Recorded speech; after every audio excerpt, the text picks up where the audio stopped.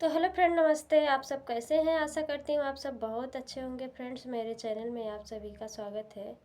तो मैं आप सबके बीच में एक छोटा सा लाचारी गीत सुना रही हूँ। लाचारी गीत कैसा लगा कमेंट करके ज़रूर बताइएगा। और मेरे चैनल पर जितने लोग नए नए मेरे चैनल को लाइक शेयर सब्सक्राइब करना ना भूलिएगा।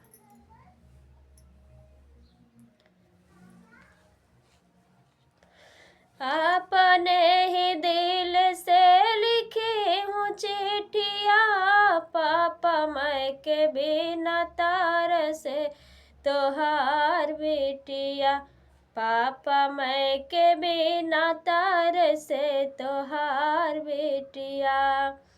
अपने ही दिल से लिखी हूँ चिट्ठिया, पापा मैं के बिना तार से तोहार बेटिया।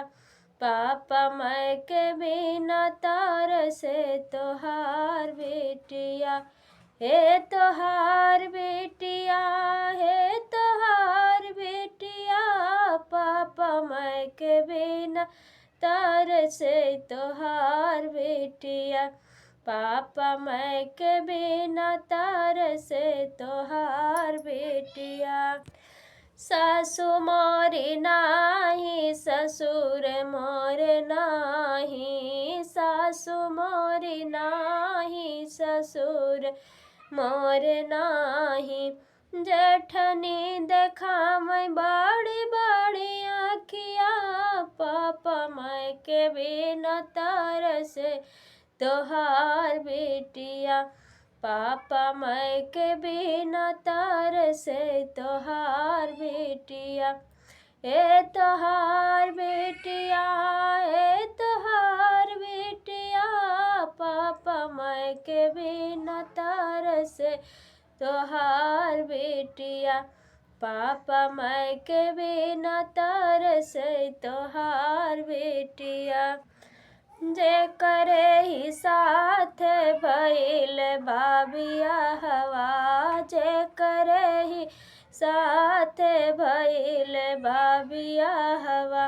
ओहो कहाए हो लगल फांसिया, पापा मैं के बिना तार से तोहार बेटिया। पापा मैं के बिना तार से तोहार बेटिया। हे तोहार बेटिया, हे तोहार बेटिया। पापा मैं के बिना तार से तोहार बेटिया।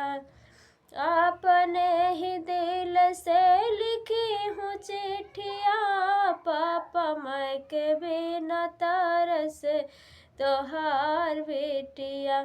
पापा मैं के बिना तार से तोहार बेटिया। रोज रोज ताना मारे हम के ननदिया, रोज रोज ताना मारे हम के ननदिया। हम के ननदिया हो, हम के ननदिया। कैसे के साही हम हजार बतिया, पापा मैं के बिना तार से तोहार बेटिया। पापा मैं के बिना तार से तोहार बेटिया। हे तोहार बेटिया, हे तोहार बेटिया। पापा मैं के बिना तार से तोहार बेटिया। पापा मैं के बिना तार से तोहार बेटिया। अपने ही दिल से लिखी हूँ चिट्ठिया, पापा मैं के बिना तार से तोहार बेटिया। पापा मैं के बिना तार से तोहार बेटिया। जल्दी से पापा हम के लिहा तू बोलाई, जल्दी से पापा हम के लिहा तू बोलाई। लिहा तू बोलाई हम के लिहा तू बोलाई।